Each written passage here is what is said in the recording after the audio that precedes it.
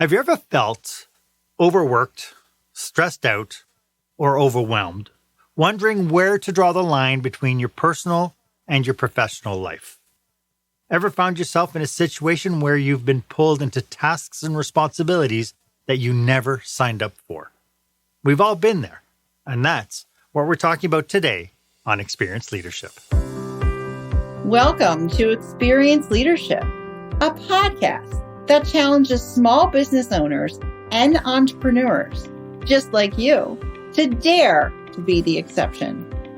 Join our host, customer experience expert Marc Haine, as he uncovers relevant and timely content to help you script and direct your business and teams to create jaw-dropping experiences your customers and staff deserve.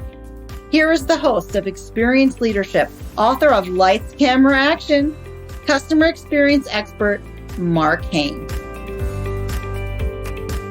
Welcome to this episode. This, of course, is where small business owners and entrepreneurs develop some new skills to help them create the jaw-dropping, show-stopping experience that their customers and their employees deserve. I am your host, service expert, and master of experiences, Marc Haine, and it is so great to have you here joining me today. I know that the newest commodity, of course, is time, and the fact that you're spending time here, I hope that we can earn the return on investment for you. My guest for this episode is the Boundary Sage, mental health speaker and author Sheryl Green, and today we will be peeling back the layers on the critical yet overlooked aspects of establishing clear and effective boundaries. We will be talking about the risks of blurred lines and learn how to say no assertively and to discover how maintaining your ground can significantly improve your relationships, your mental well-being, and of course, your overall business success. My one ask, of course, is that if you know somebody who could use this information, please share a link to this episode. Knowledge is power, but only if we share it. So if you have somebody out there who's just so busy with blurred lines of balance, share the episode. Business environments really are increasingly becoming stress incubators. They are impacting everyone from owners all the way to frontline employees. And guess what? Your customers feel it too. The constant pressures and demands are creating volatile conditions, and the failure to establish solid boundaries is magnifying every negative outcome. It leads to poor relationships, huge mental strains, and of course, it impairs business success. So that brings us to our question of the day. So I need you to be honest. Have you ever found yourself stretched too thin, committing to tasks and responsibilities only to realize it's impacting your well-being and the quality of your work and, of course, your relationships? What have you tried in order to overcome that? I'd love for you to be part of this conversation. Again, share this episode on your favorite social media platform, hashtag it Experienced Leadership, and be part of this conversation. I look forward to getting some comments and hearing some of your stories as well. As I mentioned, my guest today is an incredibly inspiring individual whose journey from extreme people-pleasing led her to an enlightening revelation about the power of boundaries. Sheryl Green, once oblivious to the concept of boundaries, encountered a metaphorical brick wall after spreading herself way too thin. Today, she is a beacon of knowledge, empowering others to strike a balance in their lives. Sheryl is a prolific author with 6 titles under her belt, including her brand new book, Point to It, You Had Me at No! Her vast professional background spans fields like mental health, public relations, and education, all backed by a master's in forensic psychology. Beyond her professional achievements, Sheryl's heart beats for the voiceless, dedicating resources and hundreds of hours to animal rescue. Off the clock, she is nurturing a mini jungle of 180 houseplants, practicing yoga, and cherishing moments with her husband and her 2 fur babies. Sheryl, welcome to the show. It's so nice to have you today.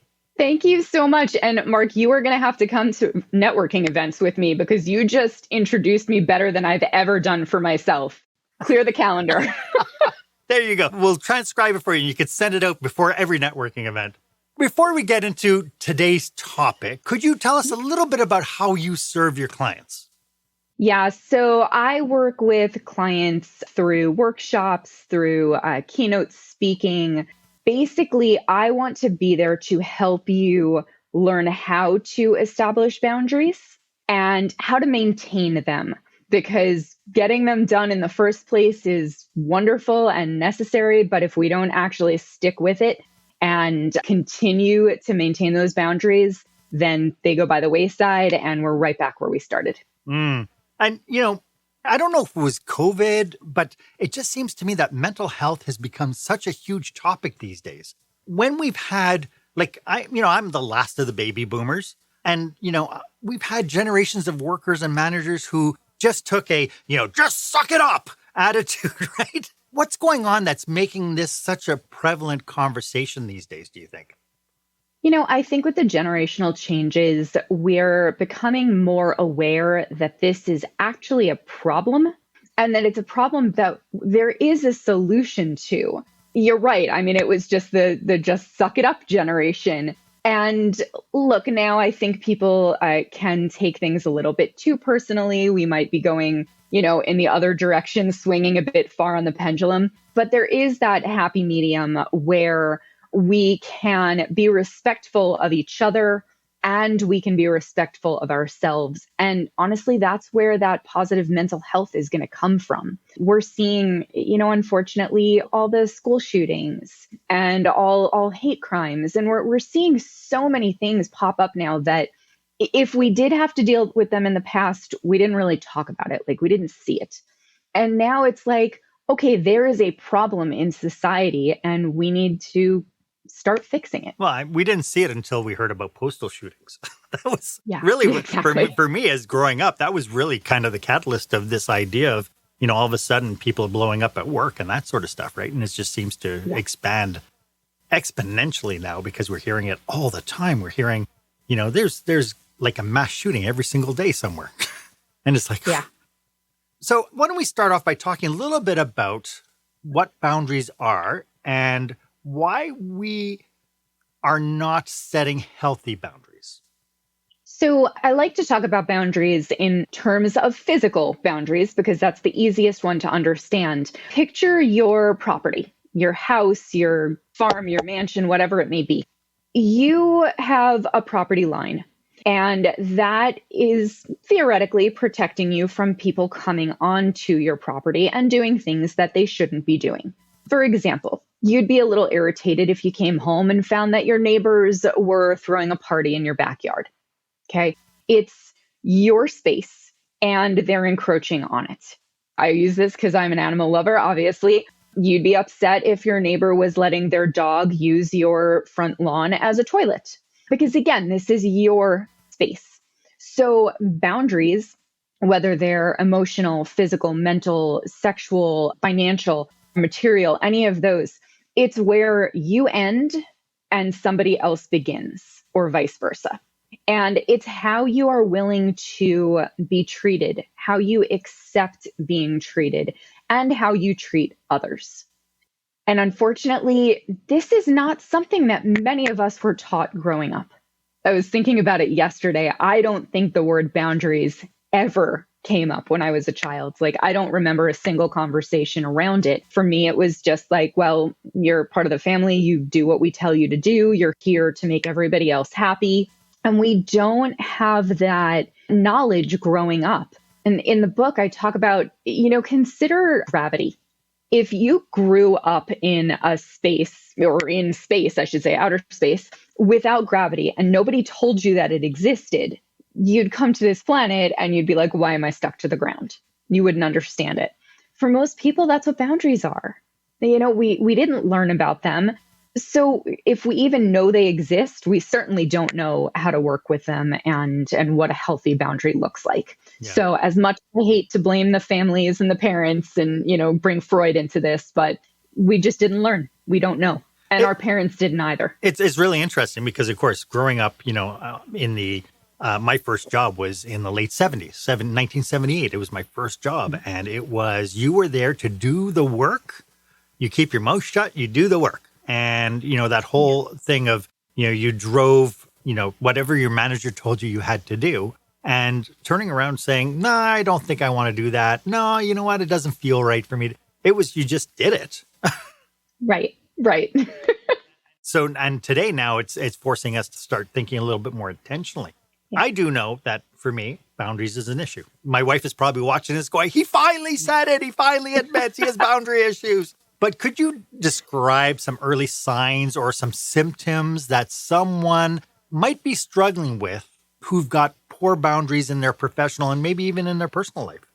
Yeah. So look, if you are feeling overwhelmed, I had a client say at the end of the day, it feels like there's nothing left for me.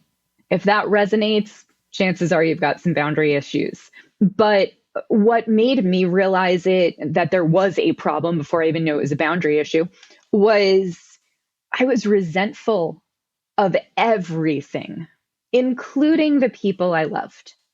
And I was at the point where I didn't want to do anything. I had a request from my parents, who I'm very close to, a request from a friend, a client reached out to me, and I am grumbling under my breath, how dare you? And it was just this realization that I was resentful of everything and everyone. And I'm like, this isn't me. Like, I'm normally a caring person. I believe in service. I want to be there for these people that I care about. And I couldn't find it. So if you've got this like underlying resentment and you're like, why do I suddenly hate everyone and everything? You probably have a boundary issue. And the last thing I'll say, and this isn't going to resonate with everybody because I realize the entire world doesn't cry quite as much as I do. But if you are crying all the time and you can't understand where it's coming from, there's a good chance you've got a boundary issue. Yeah, it's amazing. Of course, my background is in hospitality, and, we are, constantly on, for an 8-hour shift, you're on, you're there to be of service.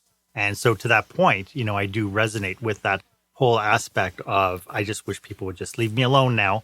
I just want I want them to all go away because I don't want to have to deal with another person for a little while. Yeah. But is it fair to say that boundary violations or feeling overwhelmed, these are kind of like a roller coaster that you'll feel it more times than other times? Yeah. And I think, we're going to have points in our lives where we can handle more.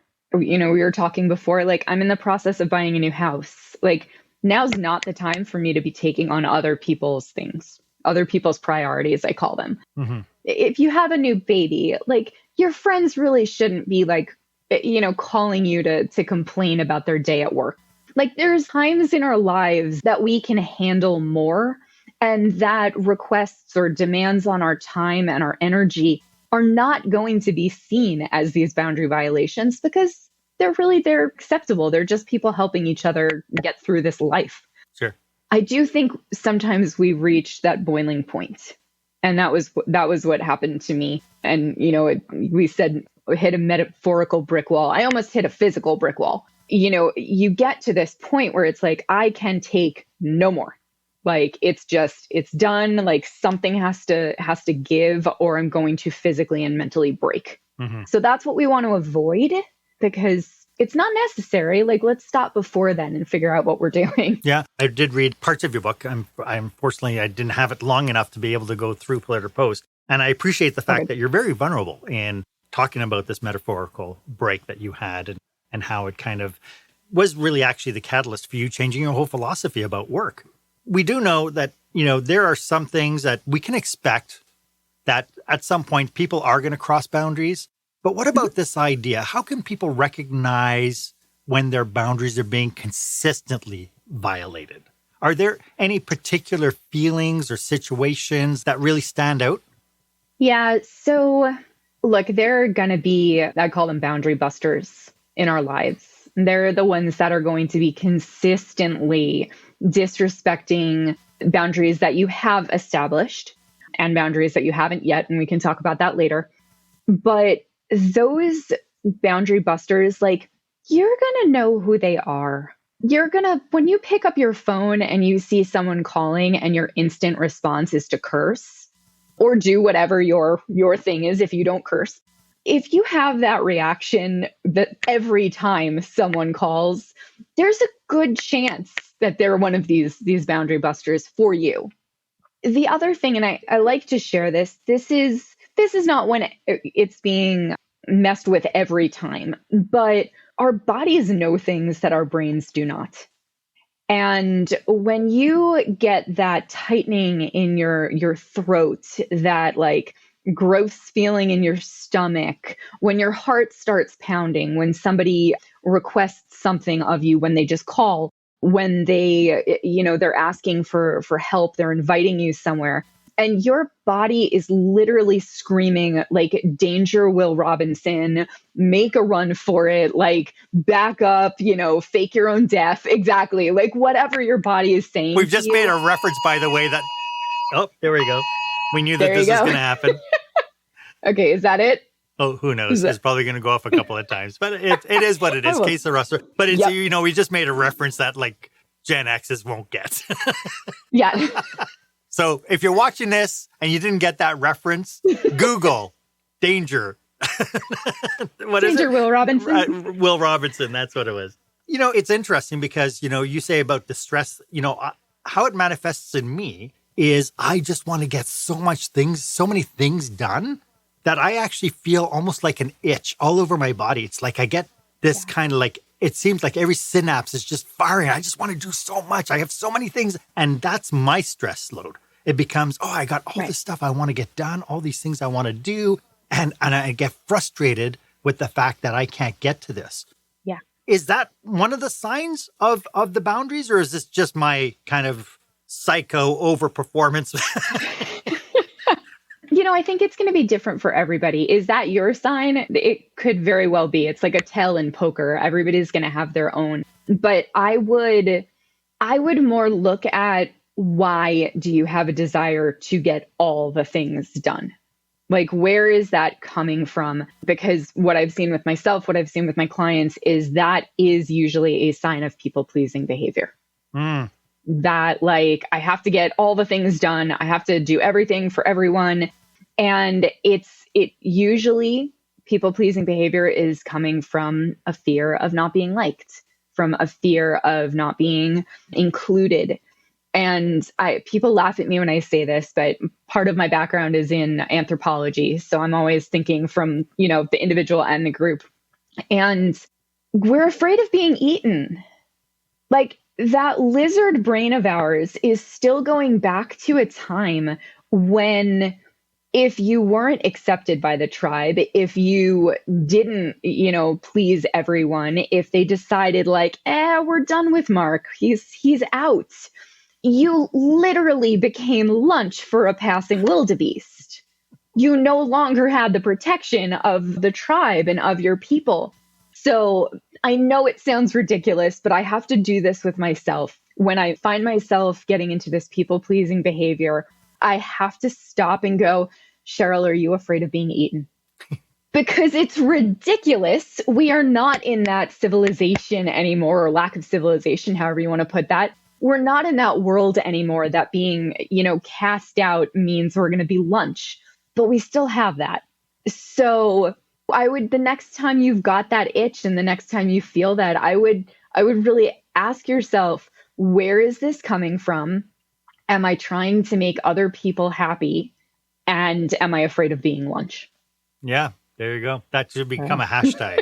Hashtag, I'm afraid of being lunch. Whenever I feel that way, maybe I'm going to post something and go, hashtag, I'm afraid of being lunch. Please. So damn wildebeest. There'll be a new thing, right? You can put that in with your book every time you publish your book. Every time you do a thing for your book. I'm afraid to be lunch. From a business perspective, what risks do organizations, companies, teams face when they don't establish clear boundaries with their clients, with their vendors, or even with their team members? Yeah. So Look, I did the hard route to entrepreneurship, which is I didn't ask anybody. I didn't have anybody in my family that was an entrepreneur. And I just kind of put myself out there and was like, I'll write for you. And I'm a good writer. And I learned the hard way about scope creep. And if you are in any kind of service industry, I don't know that this happens so much in goods, but in the service industry, somebody asks you to do something and you agree to it and you give them a price and you're all happy. You're like, woohoo, I'm going to make some money. And then they come back and they're like, oh, well, you're going to do this too, right? And you're like, yeah, I guess I should. I guess that's part of it. Okay, cool. And you're going to do this too. And it just keeps going until 1, you don't recognize the project that you signed up for. 2, you are making pennies on the dollar of what you should be earning because now they're kind of, I don't want to say taking advantage of you, but they know that they can push and they're going to get what they want. And all the while you're like, 1, I'm resentful of my clients. So I'm not going to do the best job that I could possibly do. 2, I'm kicking myself. So I'm actually wearing down my self-esteem. And 3, you're setting a precedence for, I guess 3 and 4, you're setting a precedence for future clients, but you're also creating, as I said, a product that's not great. And word of mouth is going to get out there. Like, you know what? Yeah, I mean, I guess they were cheap, but so was their work. So you're creating a very dangerous situation. And again, learned this the hard way, like, oh yeah, are you you'll include revisions in that, right? Absolutely. We're going to get it to your happiness your level or whatever. And, 4 years later, you're like, oh my God, I've been revising this every 3 days for 4 years. I mean, are you happy yet? So having that clear communication and knowing like, this is what I do. This is what I do for you. And this is what the price is based off of. And if we go beyond that, I've got something in my contract with an hourly rate with we add another page or whatever it is for a certain flat amount. Yeah. Does that answer your question? It does indeed. And as you were saying that, I was thinking of my social media consultant, strategist, Brittany Miller, because when she started off by doing everybody's social media for them. And then she realized very quickly that the amount of time it took to do social media for one particular person, she was being pulled and stretched in so many different directions, never mind the fact that she wasn't really charging enough for her time. And so to your point, she got to that point where all of a sudden it became like a breaking thing. She couldn't compromise the quality. So she had to deliver on her promise. That's how she's wired. And she gave 100% the best, but at the detriment to her own personal health and to actually the health of her business because she couldn't scale until she made some difficult decisions. Yeah, exactly. It's really interesting to see that too, because that's exactly, and I see this with entrepreneurs all the time. I see it with entrepreneurs who are, they open up a brick and mortar store and they want to get so much done. We have a value system. I want to live our values. And then something pushes against those constantly. And at some point, is it okay to fire your client? Oh, yeah. That was one of the most enjoyable days of my life. That makes my life sound sad. But, I had a client that was texting me at 6:00 in the morning. He was in a different time zone on Sundays. I was writing for him. There are no writing emergencies. Right. Like I'm not a doctor. I am not a firefighter. Like there are no writing emergencies. They don't happen. So we don't need to talk really on weekends, but certainly before 9 a.m. And I asked him not to and kept going. He was late on payment. And I have a good friend who I actually interviewed in the book. She's an attorney. And I sat down one day and I wrote out this beautiful long email, like, I really wish you would respect me. And I mean, it just went on and on about all the boundary violations. And I read it to my attorney friend and she said, "This is awesome. Good job." And I was like, "Yay, thank you." And she goes, "Delete everything and write the following. No more work will be done until payment is made." There you go. There you go. And I was like, ugh. But I did. And he said, no problem. I'll get it to you on Monday. And I said, fantastic. And Saturday afternoon, I got a text. Oh, I was thinking we need to do this, this, and this. And I was like, breaking points. And I went upstairs and I sat down and I emailed him, and out of the kindness of my heart, and so I felt good about it, I refunded him a little bit of the money he'd paid at that point, and I was done. And it felt wonderful. It was freeing and empowering. And I recommend everyone fires a client at least once. It's amazing because after you did it, you're probably thinking to yourself, why didn't I just do this sooner? Yeah, it's pretty amazing. Hey, I'd like to get into some steps that we can take to practice maybe more healthy boundaries, and we'll get to that right after this. When the spotlight shines on your business, are customers applauding or yawning? In other words, how is your business performing? Make your business a star with the new book, Lights, Camera, Action, Business Operational Excellence Through the Lens of Live Theater by Marc Haine. Marc uses his business and acting experience to help you see your business like a live show, so you can create a performance your customers will never forget. Buy Lights, Camera, Action today at your favorite online retailer or directly at marchaine.com. Welcome back. I am speaking with the boundary sage, Sheryl Green, the author of You Had Me at No. Sheryl, why don't you tell us a little bit about your book? So a couple of years ago, as I was telling you before we jumped on here, I used to teach storytelling, and I loved it. And it was good and successful, and people, were benefiting from it. But I knew there was something more that I was here for on this planet. And I had this experience in 2021. It was October-ish. And I was working full-time with an animal rescue, and I was running my own business. Every day was like 16 to 18 hours. And I couldn't catch up on life. Like, I was behind on everything I was doing. Crying, as I said in the beginning, all the time. It was not very pleasant to be around. And one day I was just driving down the road, and it was dusk, and I saw the headlights coming at me of oncoming cars. Sorry if you can hear my dog in the background. But I saw these headlights, and I just got kind of mesmerized by them. And I had this thought pop into my head that if I just crossed over the median, this would all be over in a second.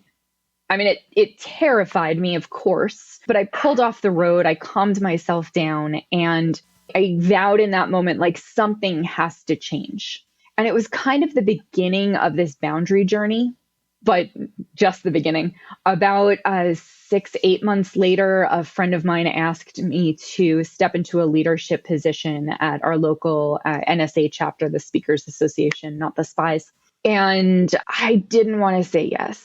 My parents were getting older. There was more responsibility. I was planning a wedding. I had to get my own business up and running. There was so much going on, but I couldn't say no to her. And I kept putting it off and putting it off. And finally, she said one day, I need to know by the end of the week. And I said yes. And instantly regretted it, like within seconds. The emails started, the meetings started, the responsibilities started. And I was like, what did I do here? And I spoke to a couple of mentors. I spoke to friends. I spoke to my fiance at the time, and realized that I had made a mistake. So I was sitting on an airplane one day, and my Kindle didn't work. And that was also terrifying because I was stuck alone with my thoughts for 4 hours. And I just ended up outlining this book. It popped into my head. My issue is with boundaries. And this is something I need to learn. I need to go on this journey. I need to learn everything I can. And then I need to teach it to others because it's not just me alone. And a year-ish later, the book is here. And the feedback has been amazing because I was right. There's a lot of people out there that need this.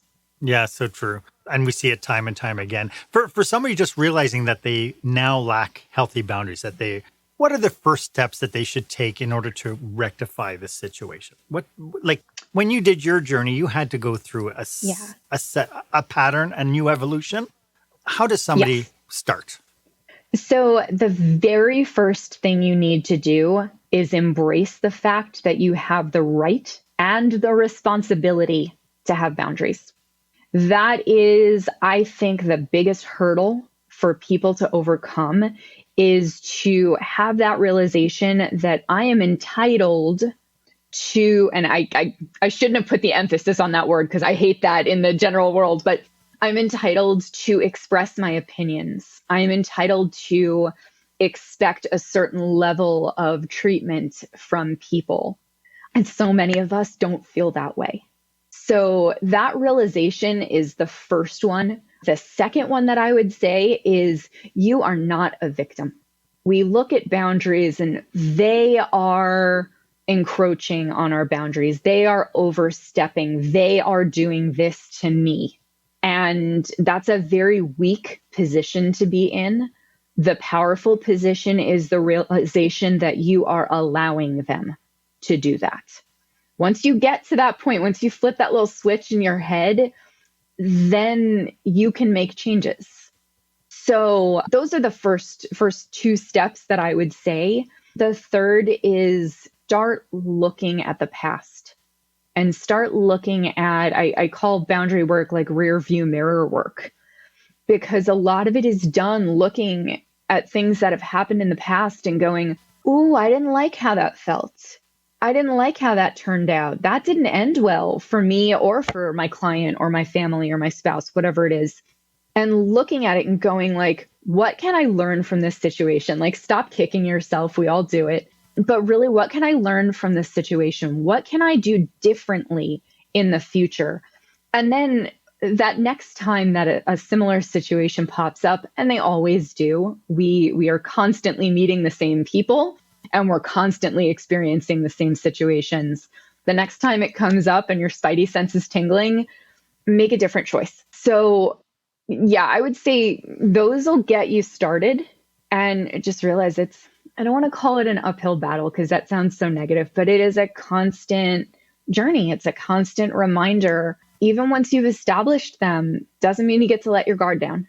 Yeah. It doesn't mean you get to, go on vacation. Like, now's really the time you got to dig in. It's interesting because, when I served on nonprofit boards and stuff, I remember somebody coming to me and saying, oh, would you like to join our board? And it's like, oh, I'm just really busy. And her response to me was, busy people are always busy.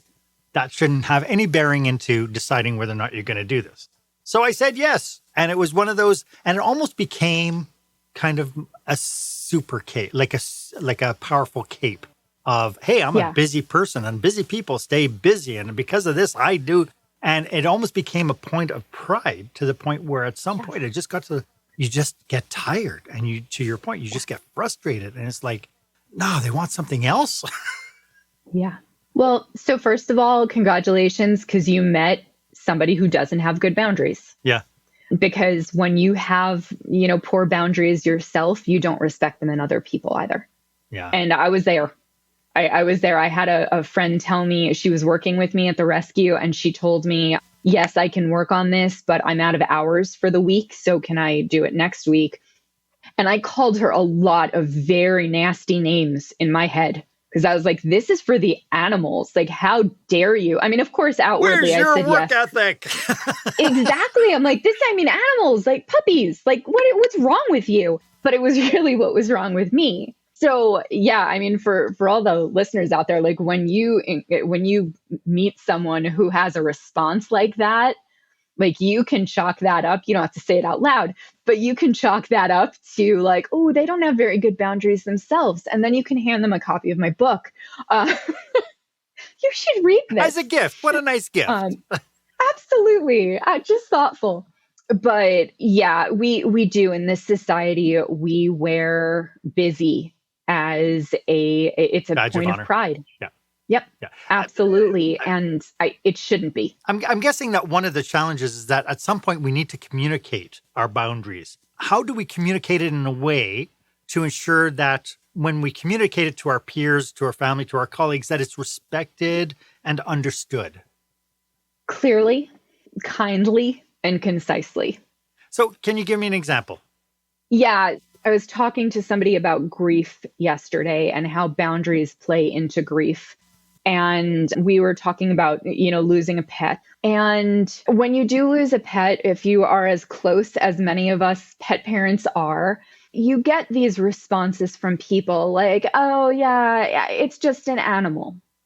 And that's a huge trigger for anybody who considers their pet their child, which is a big part of the population. And the best way to handle that is to say something like, and you have to put this in your own words, but I understand that you don't, or I see that you don't understand the relationship I have with my pet, and that's okay.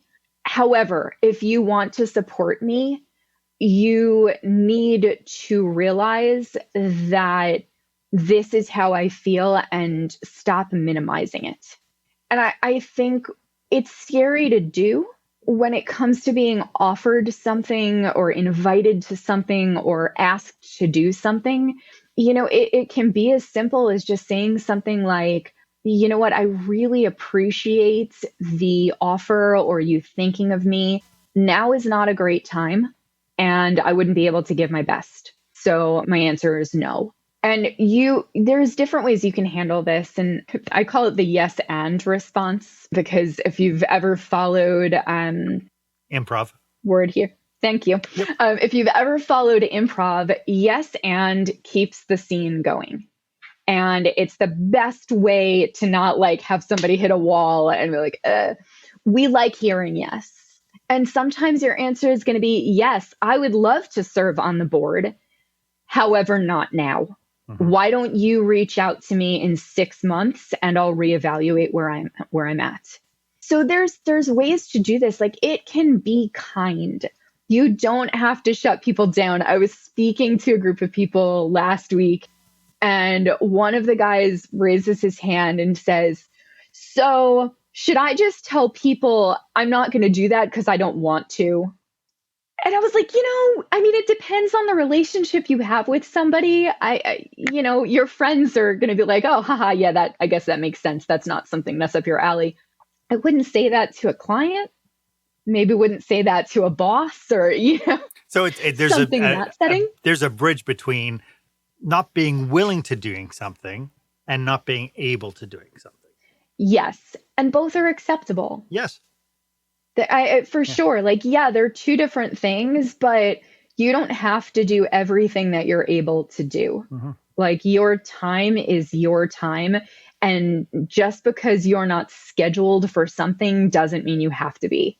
Yeah. There was this great meme that was, I didn't say no because I'm busy. I said no because I don't want to be.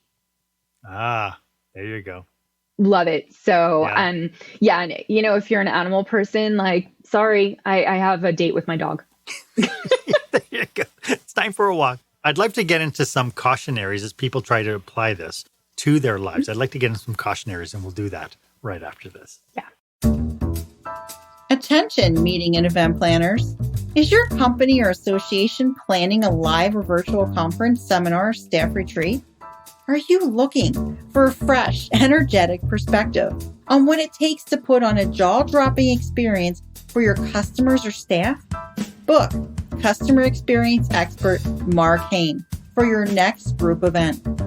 Past participants have said, Marc kept us in stitches while teaching us how important and powerful actually designing our customer experience can be. Read more testimonials and find out how Marc can serve you and your group at marchaine.com. That's marchaine.com.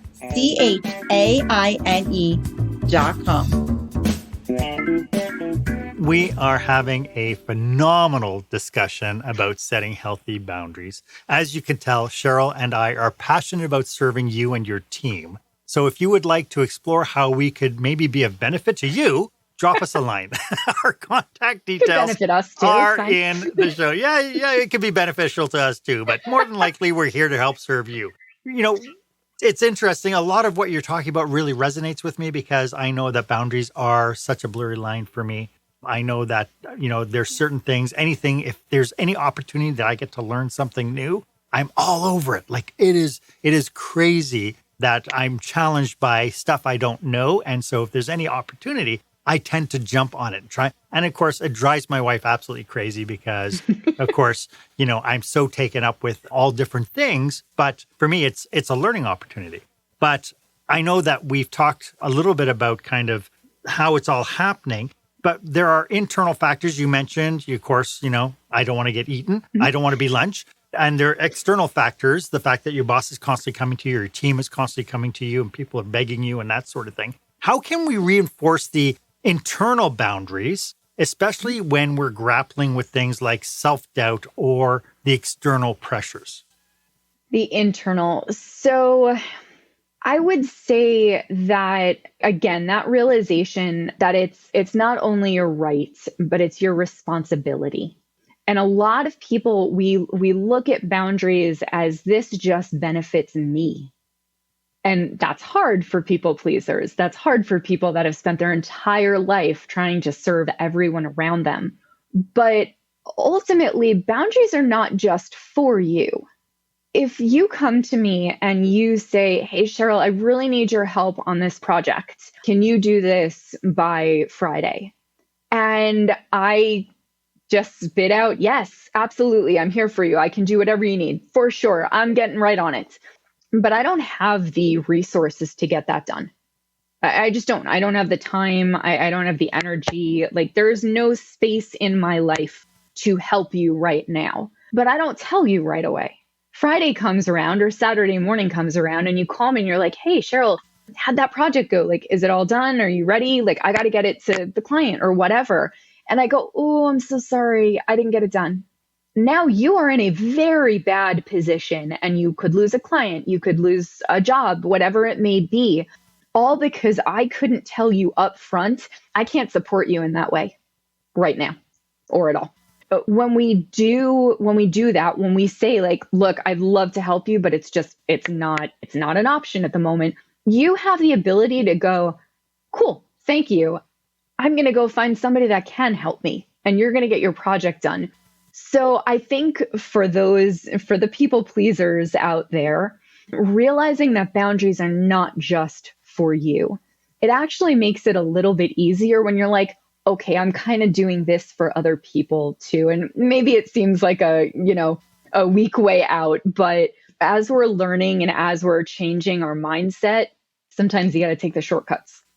Love it. And, I think as people want to make changes, I bet falling off the wagon is probably extremely easy. Are there any strategies for people wanting to make this mental shift, but who constantly kind of fall back? In my case, I have 62 years ahead of me. So chances are, if I'm going to be changing my behavior, I'm going to fall down every once in a while.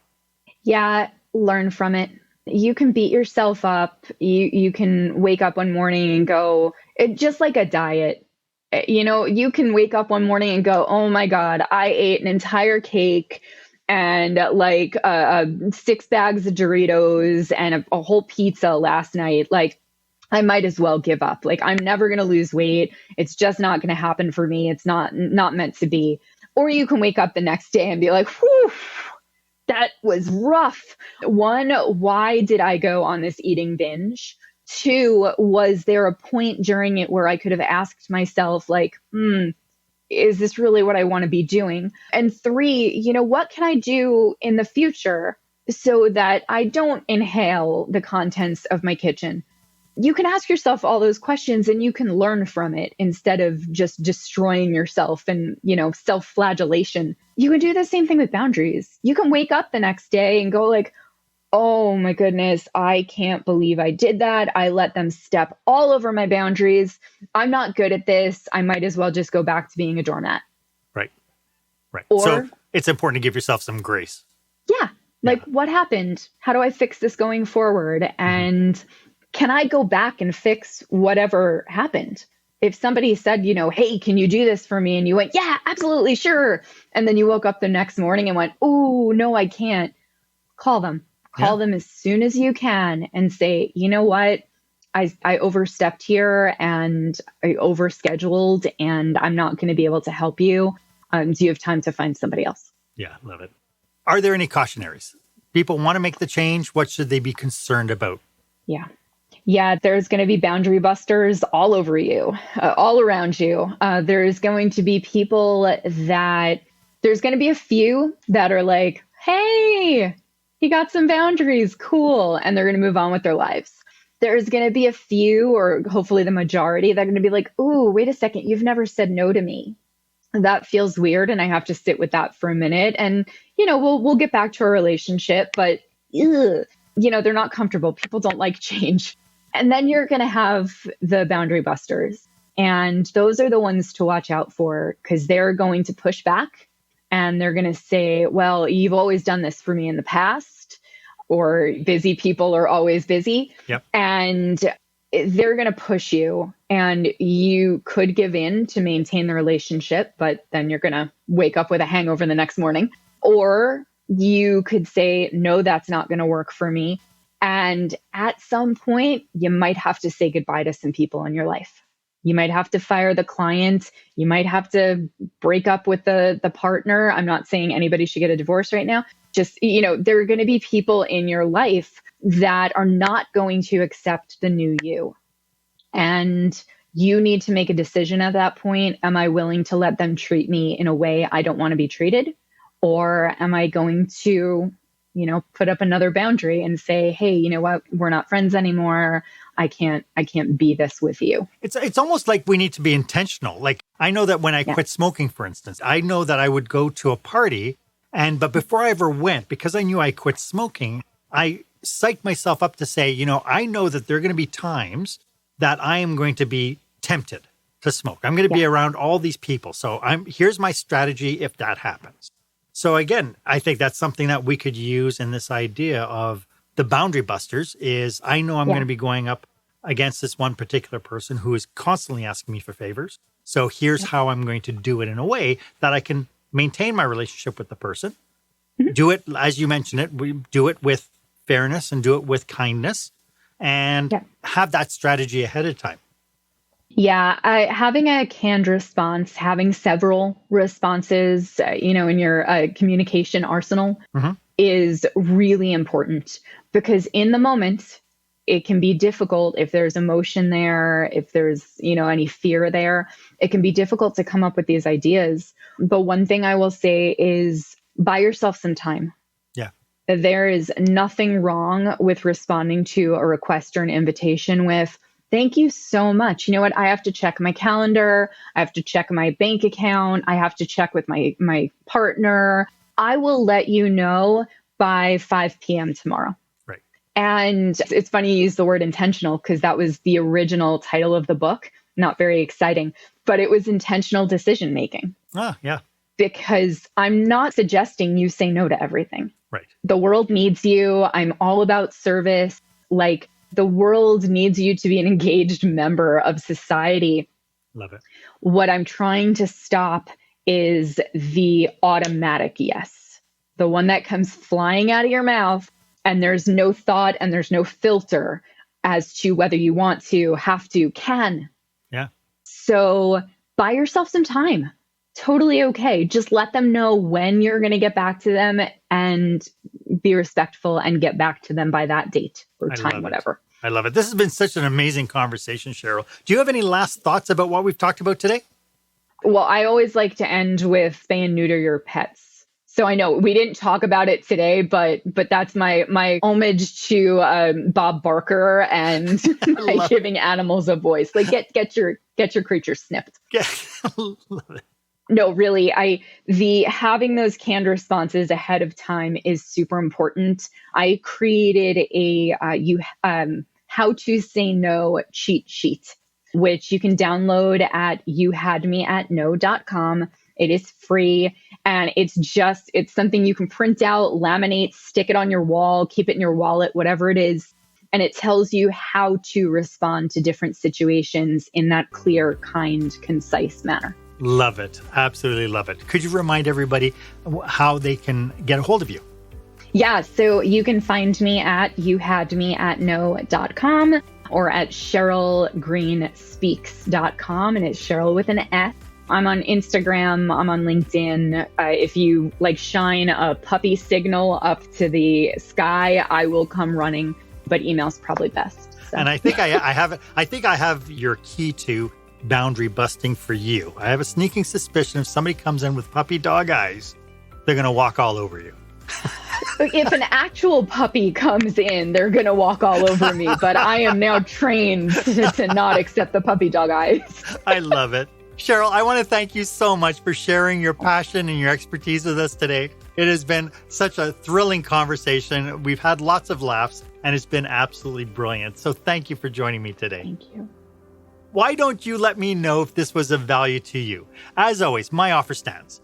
If you would like 30 minutes of my time to brainstorm your business with you and your team, feel free to book yourself on my online calendar. It's the one that's marked meetwith.marchaine.com. The link is in the show notes. It would be my honor to be of service to you.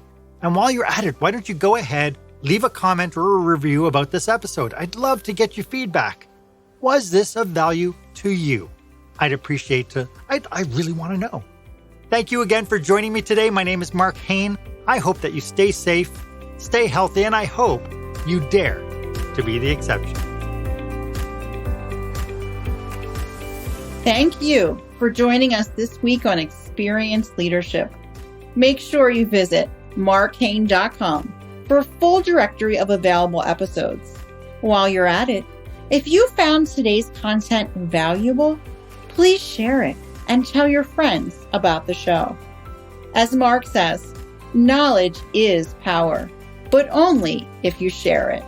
Be sure to tune in each week for the newest episode. Please stay safe, stay healthy, and dare to be the exception.